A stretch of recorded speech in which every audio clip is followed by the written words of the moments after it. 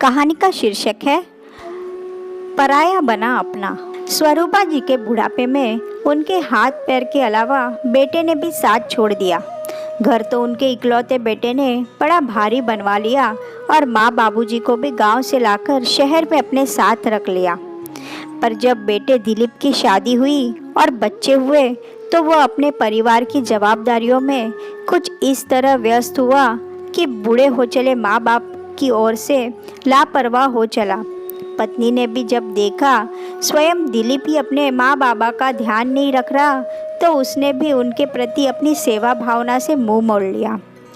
उसका ज़्यादा समय किटी पार्टियों में गुजरने लगा। बच्चों की कारगुजारियों को देख दिलीप के बाबा दुखी होते और अक्सर अपनी पत्नी से कहते, बहुत बड़ी गलती कर दी भगवान हमने गांव से शहर आकर।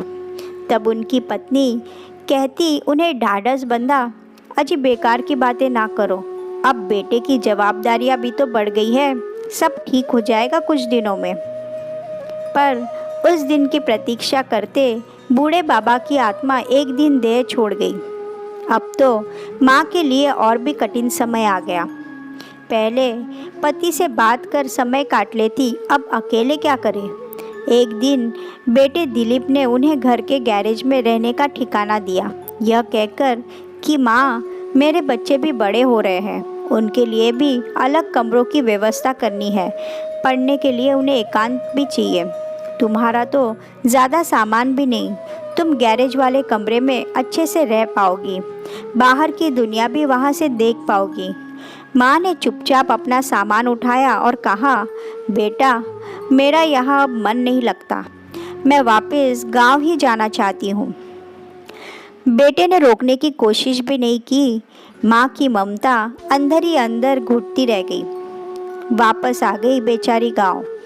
बगल में रहने वाला रामचंद्र का बेटा रौनक आकर घर की सफाई करवा गया, साथ ही कह भी गया, काकी कोई ज़रूरत हो तो मुझसे कहने में ज़रा भी संकोच न करना।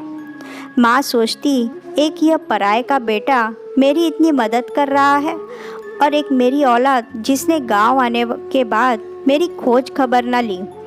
रौनक की पत्नी भी उनके पास आ जाती, कुछ अच्छा पकवान बनाती तो उन्हें दे भी जाती। बहुत खुश थी वे यहाँ, पर अपने बेटे का दुख उन्हें अंदर ही अंदर तोड़े दे रहा था। हाथ पैर बुढ़ापे में जब काम करना छोड़ दे तब हर घड़ी इंसान ईश्वर को पुकारता है कि वह उसे अपने पास बुला ले।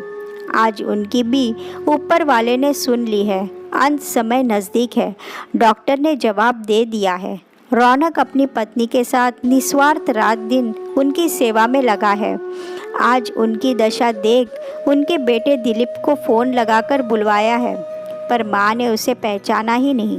बस उनके मुंह से रौनक का ही नाम निकल रहा है, बेटा तू ही मुझे अग्नि देना, तू ही मेरी औलाद है।